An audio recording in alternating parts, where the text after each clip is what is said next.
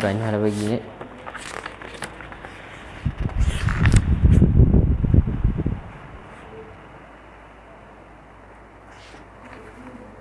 Dari 3 yang tampil ada yang ingin bertanya? Ya. Assalamualaikum warahmatullahi wabarakatuh. Waalaikumsalam warahmatullahi. Perkenalkan, nama saya Rahmawati. Izin bertanya, Pak. Sebenarnya pertanyaannya dari kemarin. Boleh. Karena udah selesai diskusi, jadi udah kebawa aja ke rumah gitu. Iya. Kemarin tuh Romo penasaran di bagian ini, Pak. Yang penuturnya itu, yang berpantun itu, apakah mereka ada sebutan khusus, semacam cari atau apa gitu? Misalnya, Oh ya. di hikayat kan namanya cari gitu. Nah kemudian dalam yang mereka berpantun yang dua itu memang udah disetting atau bebas gitu atau random aja gitu. Maksudnya orang-orangnya itu random aja gitu. Soalnya kan kayak ini tadi penyambutan tamu itu kan tamu dari luar misalnya. Kan mereka nggak bisa bahasa aja nih atau ada pendamping mereka gitu yang udah nge-setting itu semua gitu Pak. Jadi kayak penasaran aja gitu Pak. Terima kasih. Assalamualaikum. Waalaikumsalam warahmatullahi.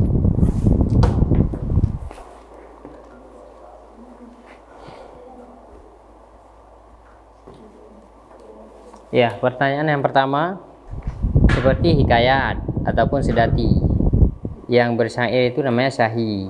Sedangkan yang semapa biasanya namanya syekh. Nah, syekh itu penutur dari semapa tersebut. Namanya syekh. Makanya sering dipanggil kami, misalkan nih Syekh Mulki, Syekh Mangwo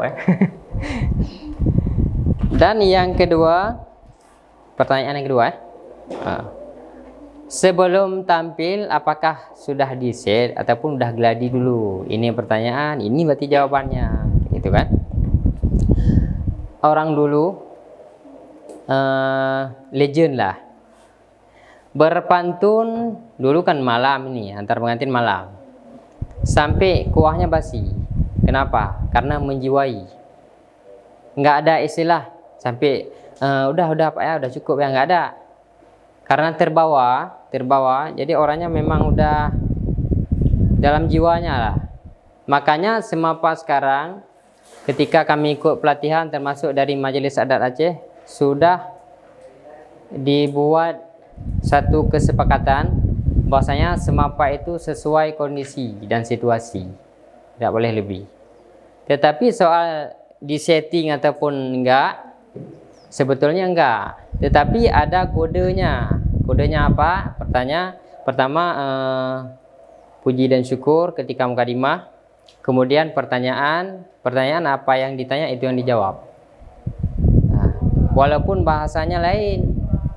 Tapi yang susah bagi pemantun daerah Aceh Besar contoh dengan Aceh Timur itu beda bahasanya. Saya dulu waktu ikut syekh-syekh yang udah legend tuh kan, ketika di Aceh Besar beda sama Aceh Timur. Contoh kalau Aceh Timur menyobit manteng nahadang wahai erakan kamu jak kisah. Tetapi kalau di Aceh Besar masak buah labu tak pegat ketimpan, masak buah pisang tak ceruh ke badan. Ya kan begitu lawaknya. Masak buah pisang tak ceruh ke badan, menyobit kamu menghadang, kamu rekan membalik dema. Ketika membalik dema kalau dalam bahasa Aceh Timur itu 2 hari 3 hari baru orang itu balik. Tetapi kalau di Aceh Besar sekarang baliknya. Makanya kami sempat bingung juga. Kemudian karena udah sering tampil, alhamdulillah nggak ada gladi lah. Kecuali di acara-acara artis itu pakai gladi. Tetapi gladinya lain. Contoh gladinya 3 menit aja. Ketika tampil udah sampai pengantinnya 3 menit, tapi bahasanya udah lain. Karena menurut situasi dan kondisi. Kita mau ngomong, contoh kan, ketika ngomong mati mic, berarti pantunnya tentang mic nanti. Makanya penyair ini nggak boleh diganggu ketika tampil. Yang paling pantang kami ketika tampil mati lampu. Itu fokus sudah hilang. Bukan hilang blank nggak ngomong lagi, masih ngomong, tapi bahasanya nanti udah lain ya. Apalagi udah Pak berhenti dulu ya, nanti ngomong lagi. Nah, makanya ketika kami tampil hikayat daerah barat selatan, itu tampil karena acara daerah sana 3 hari 3 malam acaranya. Sama kayak di Bandar Meriah, 3 hari 3 malam. Di sana puncak acaranya sebelum hari H. 2 hari sebelum hari H berarti terima saudara. Malam hari H-nya biasanya ada penghikayat. Penghikayat itu kadang sampai pagi, dari setelah Isya sampai pagi, sampai subuh. Itu nggak berhenti-berhenti. Paling-paling nanti penyairnya kan di dalam syair, minumnya di dalam syair. Contoh, di dalam syair wate ka gejak timoh dahaga gejeb isigra laju lerakan, minum sambung lagi, itu memang nggak berhenti. Nah, kalau sekarang walaupun nggak ada gladi, tetapi udah tercantum poin-poinnya apa aja. Nah, gitu. Mana bisa dipahami?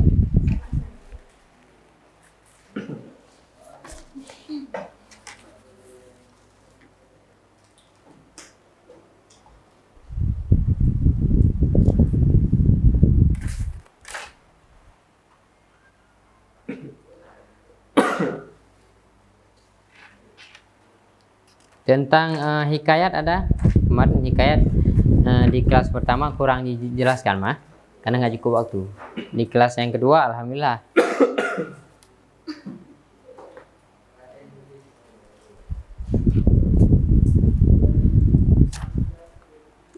Ini yang di terakhir nanti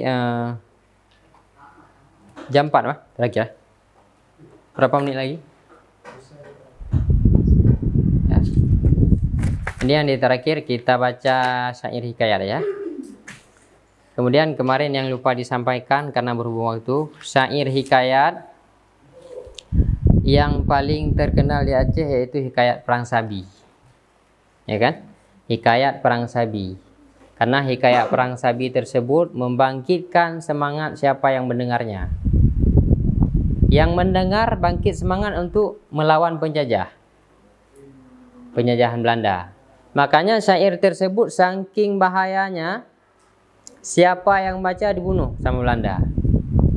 Makanya disimpan di tempat-tempat yang rapi. Dan bahasa tersebut bahasa Arab, tapi Arab Melayu Aceh tulisannya.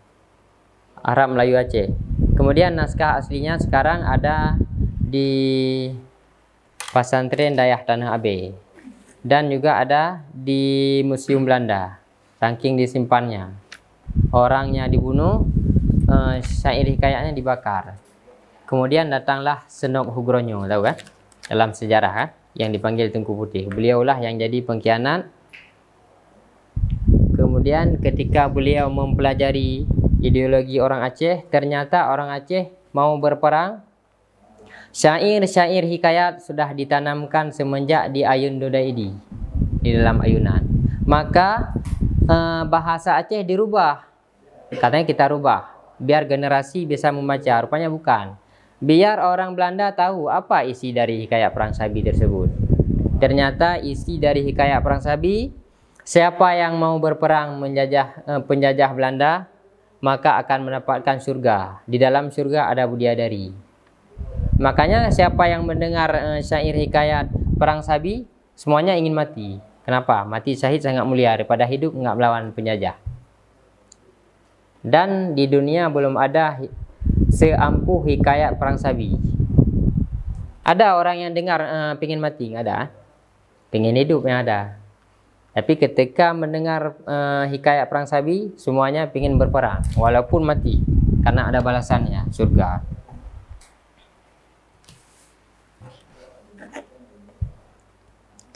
Beda penuturan hikayat, karena setiap daerah ada hikayat, cerita tersendiri. Hikayat di tempat lain di Nusantara tidak seindah hikayat syair Aceh. Karena hikayat syair Aceh walaupun berdialog tetap dalam bahasa sastra. Bersajak dia. Makanya nggak ada istilah nggak bersajak. Siapa yang dengar pasti akan menarik. Ini sebelum penutup tentang hikayat. kita buka diskusi sedikit ya. Tentang hikayat, ada juga hikayat yang fiktif, tetapi sudah menjiwai di dalam masyarakat Aceh. Contoh, hikayat Indra Budiman, hikayat Malim Diwa. Itu hanya fiktif para seniman.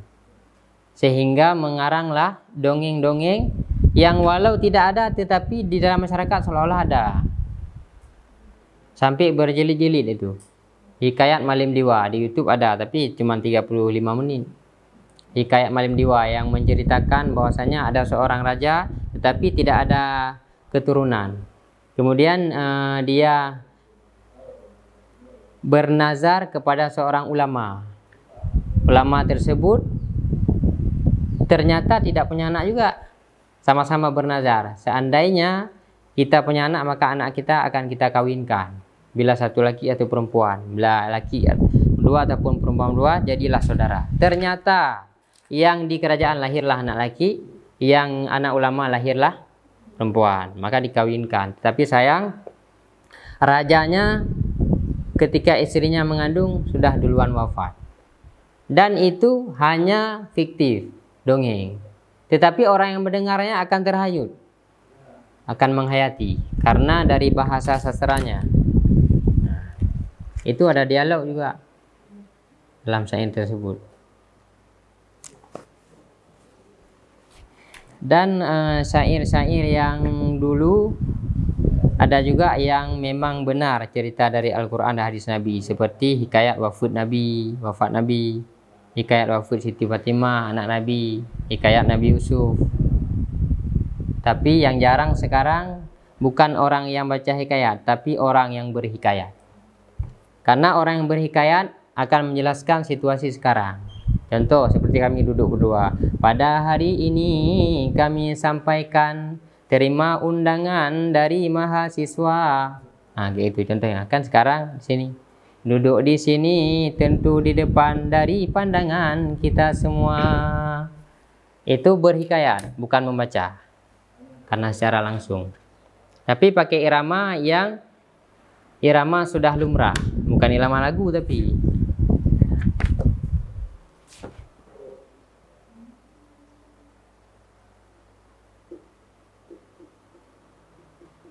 Ada di sini yang ingin membaca hikayat? Kita ajarin iramanya.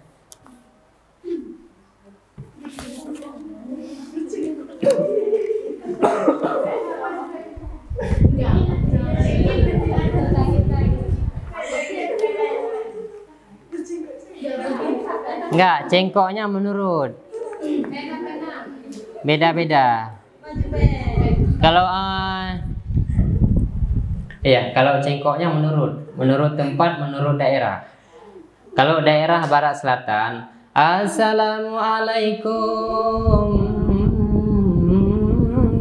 warahmatullah. Nah, biasanya dipukul bantal ya. Kalau Aceh Tamiang, Assalamualaikum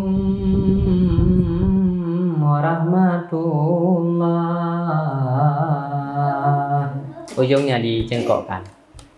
Tapi kebiasaan kalau Aceh Tamiang hikayatnya kita mendengar tidur, ngantuk karena terlalu lemah lembut. Dan hikayat tersebut ada beda dengan PMTO. PMTO itu bukan hikayat, tetapi hikayat bisa diiramakan seperti irama PMTO. Irama PMTO itu ada dialog. Yang pembaca satu orang. Yang mahir membaca hikayat seperti Syekh Adnan PMTO, beliau satu orang tetapi bisa menyuarakan seperti suara perempuan, suara orang sedih, orang senang, orang marah, tapi hanya satu orang. Itu yang luar biasa ya.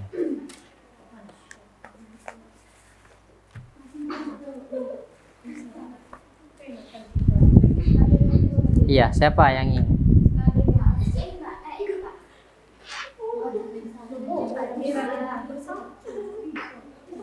Bahasa Indonesia aja boleh, ada ini.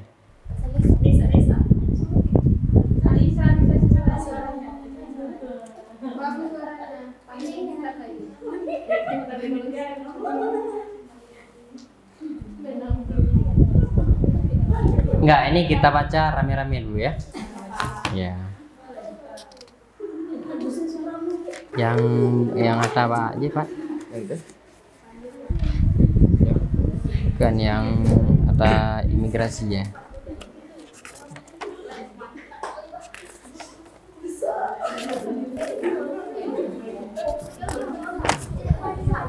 Bukan.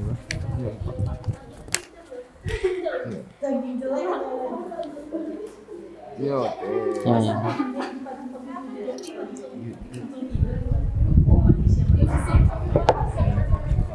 Em cười lấy anh này. Mà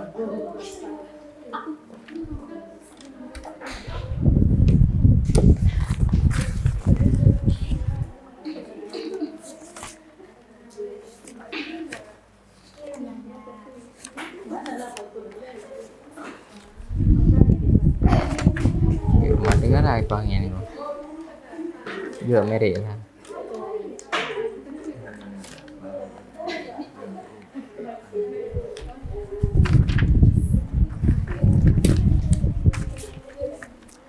Ini syair hikayatnya, syair hikayat yang sudah saya paparkan yang waktu menang juara 1 tingkat Sumatera bahasa Indonesia, bukan bahasa Aceh, biar bisa semua. Ikutin aja ya. Setelah kami kemudian ikut sama-sama. Alhamdulillah Allahu Rahman. Ya, pendekan ya. Alhamdulillah. Alhamdulillah. Allahu Rahman. Allahu Rahman. Puji-pujian. Puji-pujian kepada Tuhan yang Maha Esa. Kepada Tuhan yang Maha Esa. Selawat salam. Selawat salam kami haturkan. Kami haturkan ke Muhammadan Rasul mulia. Ke Muhammadan Rasul mulia. Pada suatu ketika, di saat jayanya kemaharajaan Persia,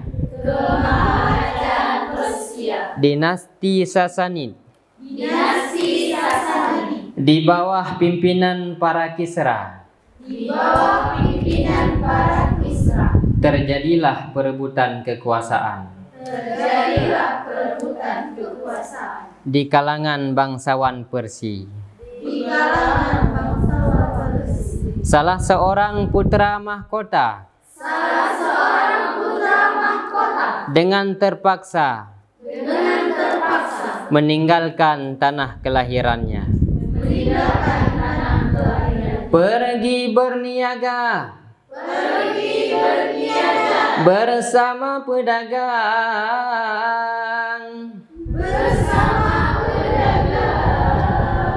dalam kapal layar mengikut serta,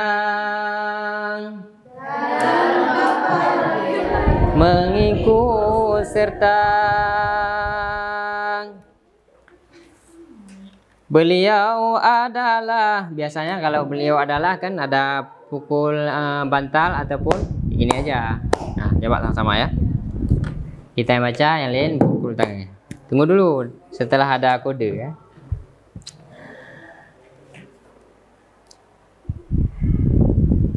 Bersama mereka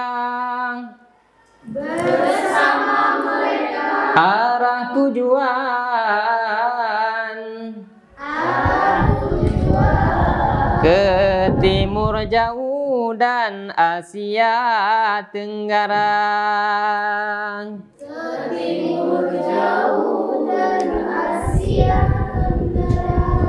Beliau adalah Pangeran Salman, kulit putih kuning parasnya tampan. Beliau adalah Pangeran Salman, kulit putih kuning parasnya tampan. Semampai gagah dan berwibawa, perawakannya tinggi, wahai saudara.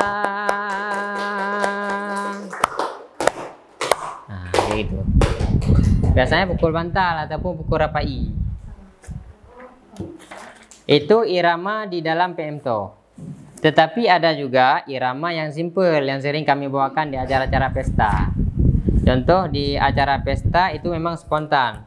Ada yang vendor kan, pelaminan, make up. Jadi kami ucapkan terima kasihnya ataupun kami promosi pakai dengan syair. Syair hikayat tapi ramanya lebih simple. Seperti yang dipaparkan oleh guru kami Syekh Mediahus di acara Aceh TV dan TVRI. Itu yang paling enak didengar dan paling enak diikut. Ini kita coba baca sedikit lagi tentang syair. Dulu kami pernah bekerja sama dengan komunitas Balai Jurung tentang pelestarian burung imigran. Dulu kami bersyair, kemudian syair itu dikirim ke luar negeri, ditranslate, bahwasanya itu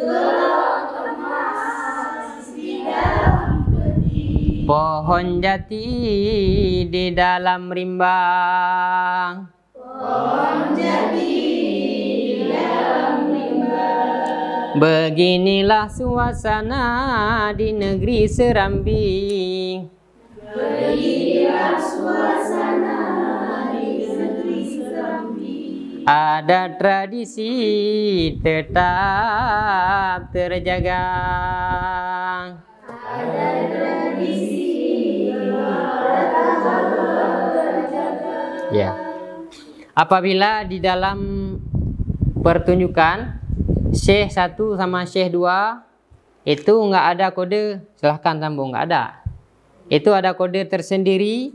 Bila kami dengarkan, oh berarti ini kodenya untuk sambung, oh berarti kodenya untuk dengarkan. Jadi nggak ada mingnya nggak ada gitu.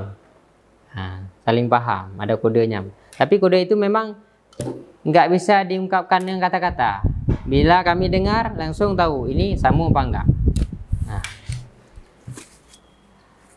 gimana udah kami ya? Mungkin ada lagi yang bertanya karena besok insya Allah nggak ada lagi. Gini aja, kalau ingin bertanya tentang semapa hikayat media kami, saya pribadi Mulyadi Bayun. Mulyadi Bayun itu semua. YouTube, Facebook, Instagram, TikTok semua itu Mulyadi Bayun.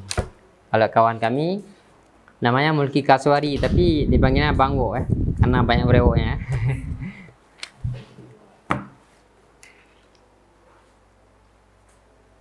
Mungkin bisa nanti kita ikuti bersama di media lebih lanjut lagi. Bahkan Bapak Rida kemarin tuh mau ikut juga di acara pesta. Yang mana Pak Rida ini? Ini ya? Nah, yang mau ikut juga sama Pak Rahmat. Kebetulan karena hujan ya. Nah, apa lagi? Kalau ada acara-acara biasanya kalau di dekat sini Langsa ada kawan-kawan boleh ikut, boleh. Langsung aja lihat di acara pesta. Itu memang spontan, nggak ada cut kan, nggak ada lagi. Oke, mungkin hanya sampai di sini. Kami akhiri dengan sebuah pantun. Kalau ada semur di ladang, boleh kita menumpang mandi. Kalau ada umur kita panjang, boleh nanti berjumpa kembali.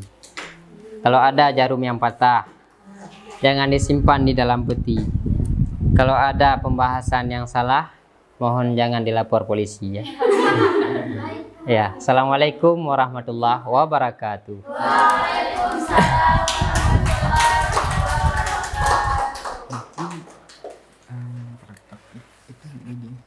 Nanti yang kedua, karena ini kan nggak cukup waktu. Ya, yang ini udah tadi dibaca ini. Yang kedua aja. karena kemarin yang kedua lebih. Baik, terima kasih kepada narasumber kita pada siang hari ini. Mari kita beri aplaus terlebih dahulu. Baik, seperti biasa Pak, Iya. kita harus foto bersama dulu Pak. Boleh, Selaku para peserta dan juga narasumber. Iya, kalau foto berdua di pelaminan. Kalau foto bersama di sini. Ada waktu masing-masing. Iya. Silakan para peserta. Ayo. Atau udah enggak nih dulu? Kenapa dia nih? Oh ya. Jangan but tadi. Dia buntuk di dalam. Oke, boleh dirapatkan barisan.